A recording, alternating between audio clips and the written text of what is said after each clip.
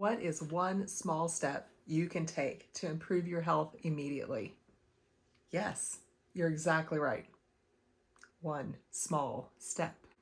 An object at rest stays at rest, says Newton's first law of motion, also known as the law of inertia. And it means that if we could find the rest that we talked about in our last video and then pay our respects to Newton, we could just stay there in rest forever, right?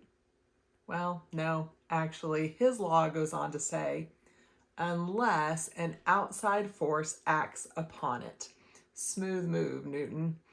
In case y'all haven't noticed, there be lots of outside forces around us, and that is what makes moving to rest one of the absolute truest challenges of life.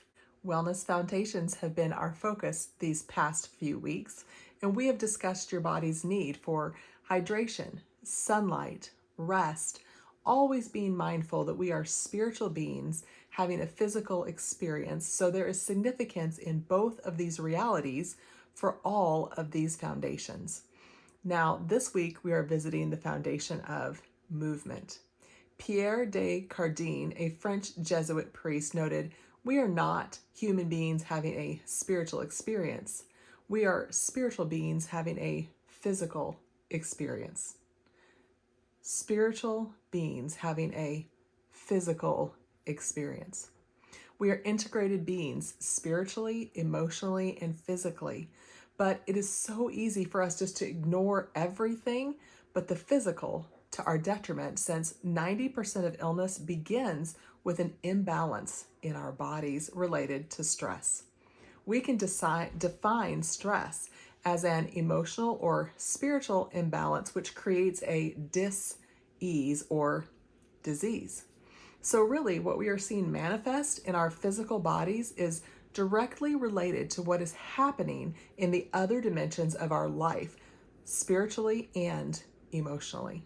Welcome back to the Weekend Well, the place you come to intentionally create your personal wellness goals for the coming week.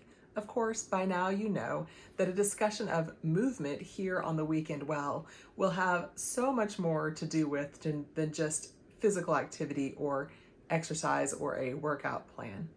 Why is movement considered one of the foundations of wellness? Well, movement contributes to the health and vitality of every single body system.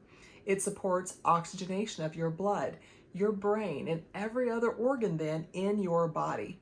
Oxygen reduces oxidative stress and the resulting imbalances in your body. Yet, in the hustle and bustle of our modern work environment, individuals often find themselves tethered to a desk for extended periods and feeling exhausted at the end of the day, going to their car through a drive-through to pick up their fast food, getting home to their couch, and just collapsing for the night. It almost seems like our entire system, our entire world is pushing us toward avoiding movement. But I'm here to tell you we need to reverse that trend, because in order to experience your most vibrant life, physically and mentally, you need to intentionally incorporate as much movement into your daily routine as is possible. It's time for you to get serious about movement. Any kind of movement is a great way to take a break. It increases your executive function and also improves your alertness, attention, and motivation. Even a simple change in location, such as moving from inside to outside, can help your body to have more alertness. You can produce a calming effect and even fight off boredom. Moving around and completing simple tasks can even promote a sense of accomplishment. They can help you build your productivity and motivation. Tanya M. on LinkedIn actually says that breaking up your day, incorporating movement, can be as simple as incorporating standing breaks into your daily activities.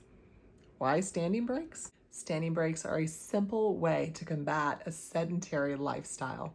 Now, sitting for prolonged time has become a hallmark of contemporary work, culture, and our home life, leading to various health issues such as obesity, cardiovascular problems, and musculoskeletal issues. Incorporating standing breaks provides a simple mean to counteract the negative effects of a sedentary lifestyle. Next, standing breaks give you enhanced energy and focus. Monotonous tasks, especially those in an office setting, can lead to a decline in energy levels and focus. Standing breaks acts as a natural energizer, improving blood circulation and oxygen flow to the brain. This is, in turn, helping you feel more alert and focused and results in increased productivity. Standing breaks improve posture and reduce aches. Sitting in the same position for hours can contribute to poor posture and discomfort.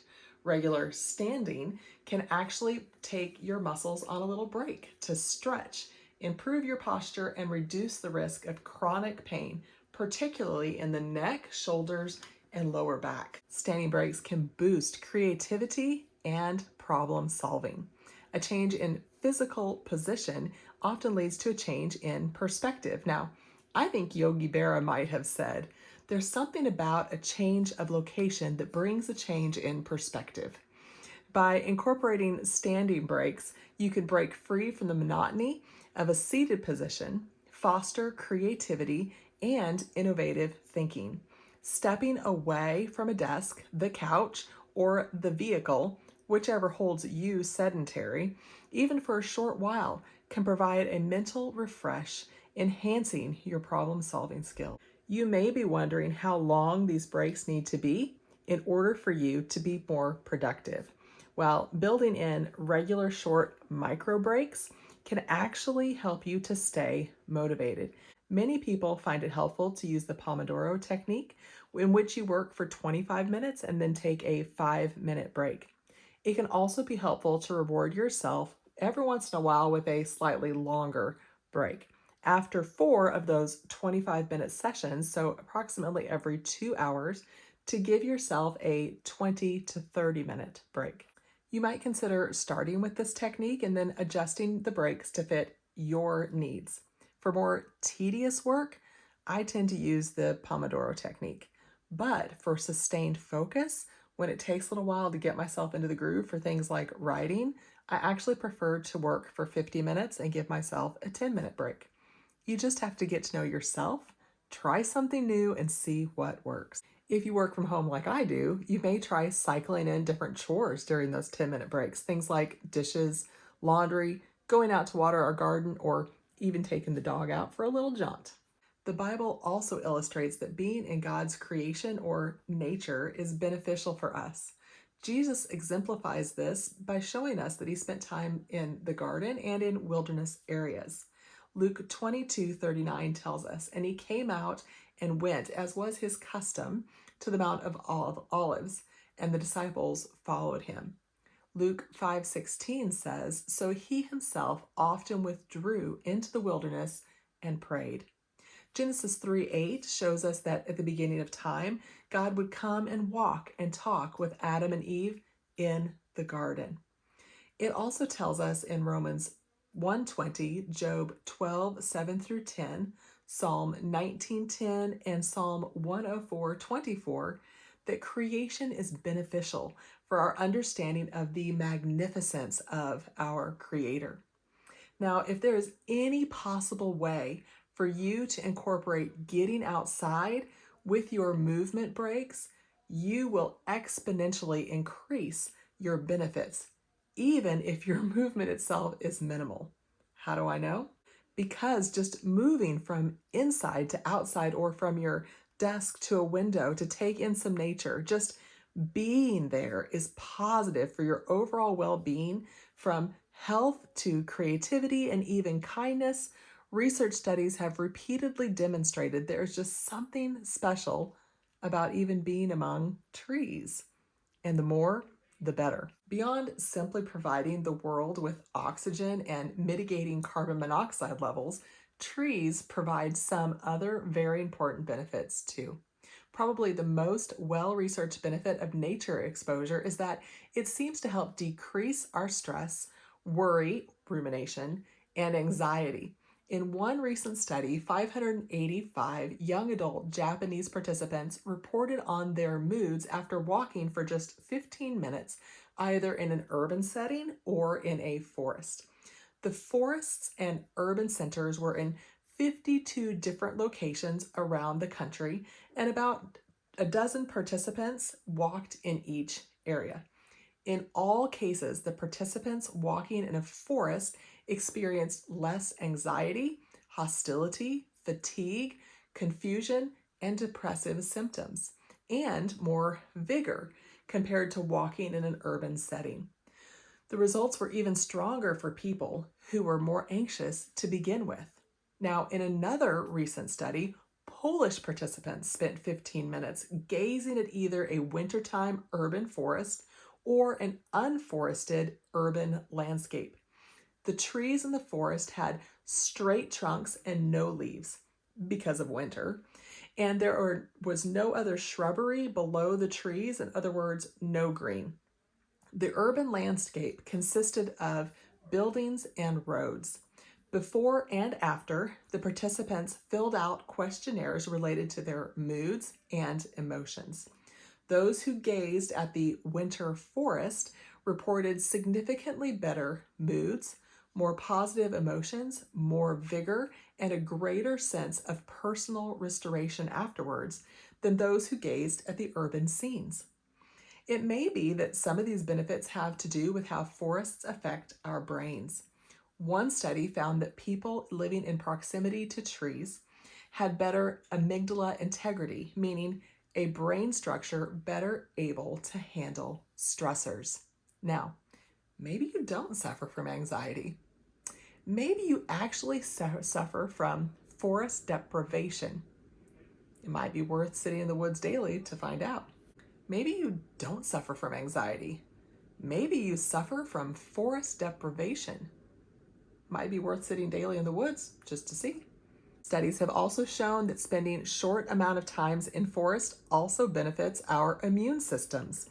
Specifically, one study found that elderly patients suffering from chronic obstructive pulmonary disease experienced decrease in perforin and granzyme B expressions, as well as decreased pro-inflammatory cytokines, all related to better immune function after they visited forests. Trees also seem to help our heart health.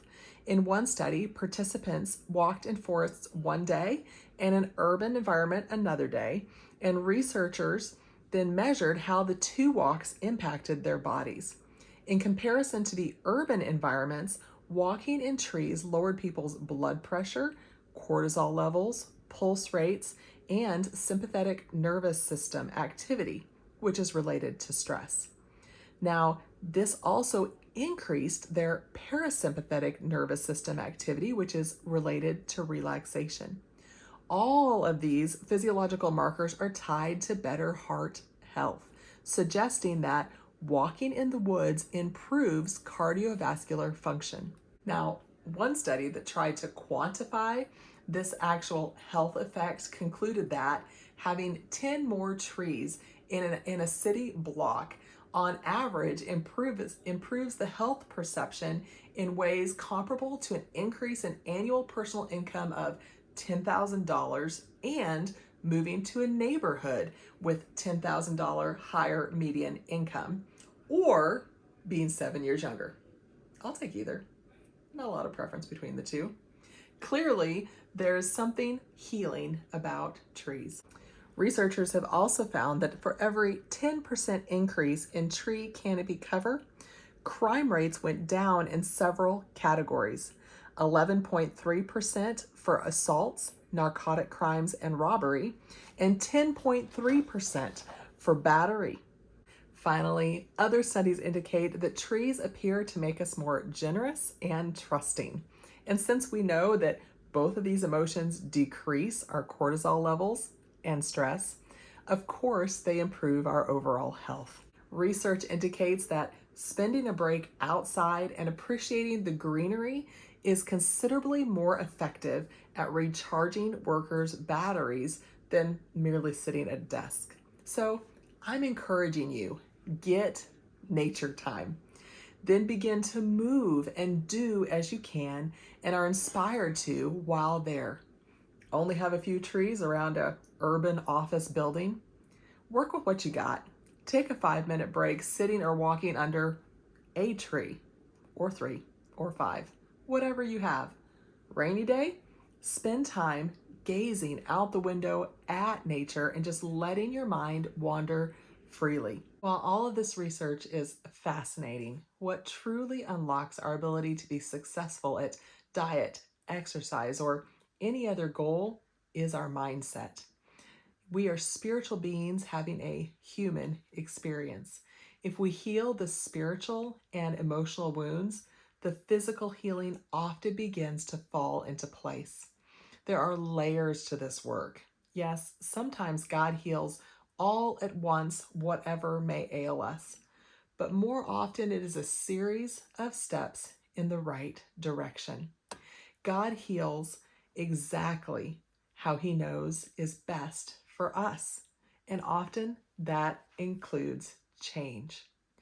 This is exactly what happened for me. As I began moving out of an abusive relationship and began to process the trauma that had even led me to get involved in that relationship in the first place, accepting as sufficient those mere crumbs of love that they were willing to give, and I began using essential oils like peppermint and lemon with aromatherapy to release the traumas. I suddenly found myself motivated to begin walking again, and then something miraculous happened. The weight just began to melt away. Now, if you're interested in beginning simple aromatherapy with therapeutic grade essential oils, then just check out the link to the Make a Shift Essential Solutions link in the description. I wasn't thinking about or even stressing over it.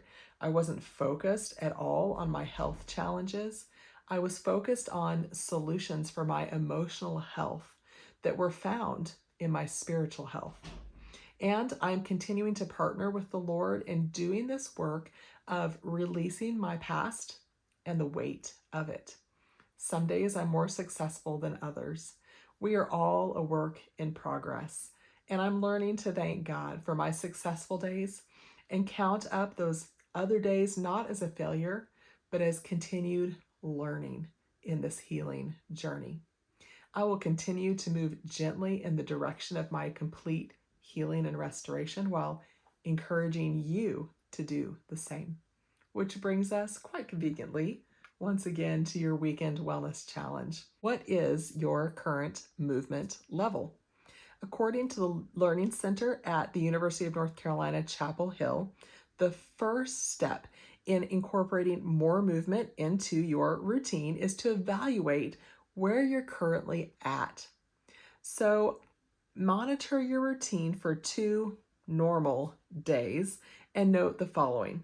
First, how much did I move in the 5 hours prior to my seated work or study or desk work, whatever that might be?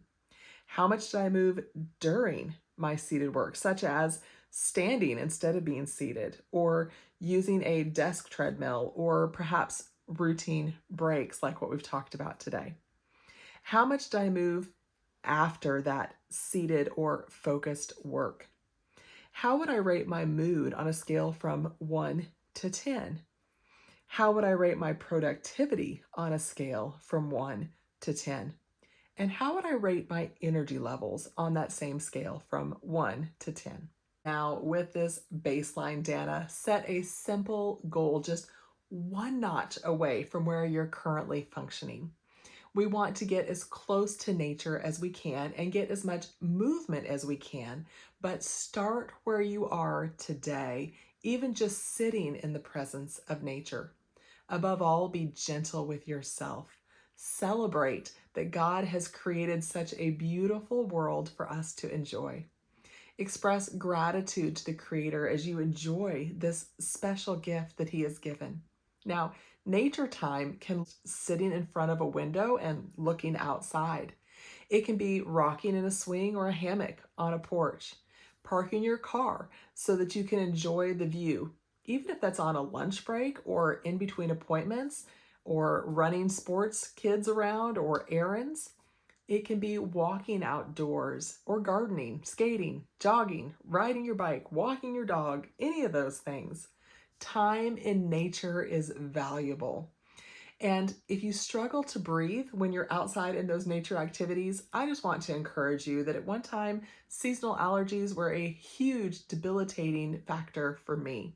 Sinus headaches, losing my voice, low grade fevers, just feeling awful, especially in the spring and fall. But when I started using Young Living's essential oil blend called RC, which stands for Respiratory Care, that struggle completely went away. I no longer struggle being outdoors during pollen season. Or maybe motivation is your issue for getting outside. Did you know that authentic essential oils like peppermint and lemon have been shown to help with motivation, focus, and even uplifting your mood? Aromatherapy, like some of the other studies that I've mentioned today, is a powerful tool for engaging the amygdala, which helps to shift our emotions from I don't wanna to let's do this. I only use Young Living's essential oils because when you want therapeutic benefits like this, you need to make sure that you have high quality, authentic, therapeutic level essential oils. You can order the best authentic essential oils by clicking on the Make a Shift Essential Solutions link in the description. If you want genuine results, you need to use genuine essential oils. If you'd like information on beginning the physical step in a PDF form so that you can actually look over these things, follow the link in the description for physical steps. From that link, there's also information on how you could work with me personally if you're ready for more support in having wellness for life. Set a reminder on your phone now to monitor your current activity levels for those 2 normal days, and then be prepared to set your movement goals for the coming week. And I'll see you back here soon as we connect again for another episode of The Weekend Well.